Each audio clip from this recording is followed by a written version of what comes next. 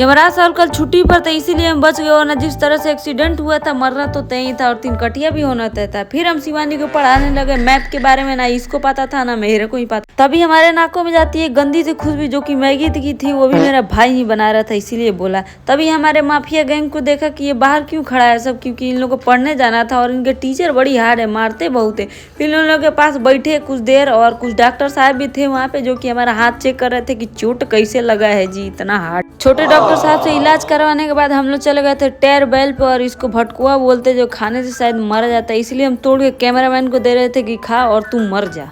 Cameraman से reply आता है कि दीदी ये जहर वहर कुछ नहीं होता, ये अच्छा चीज होता है जो खाया जाता है। तभी हमारे नाना जी हम लोग को साइड हटाने लगे, क्योंकि गैया सबको बांधना था, अगर गलती से किसी के छाती पे लात रख देती गैया तो हम लोग को ऊपर जाना तय ही था। फिर हमारे छोटे मालिक खिलाने गैया को पतई, एक पतई खिलाने शायद गैया का पेट भर जाता है, इनका कहा नाम था। तभी पीपर के पतई में फूल भर के इसको खिलाने लगे, बोले कि बनी खैबे तब मुँह लाल हो जाए, सॉरी भोजपुरी बोल दिए क्योंकि भैया बिहार से है ना।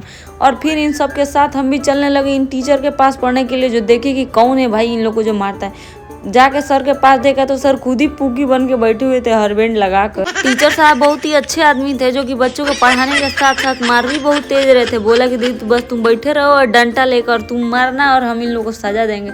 फिर मैंने उसको पकड़ भी लिया, जो कि मामा की लड़की थी, तभी इसने मार दिया और ये भाग भी गई कोचिंग छोड़कर। दोबारा इसको टांग कर बुलाया गया इसको दोबारा मारने के लिए, लेकिन हमने मना कर दिया कि बाबू अब मत मार, अब मरबे तब फिर से भाग जाई।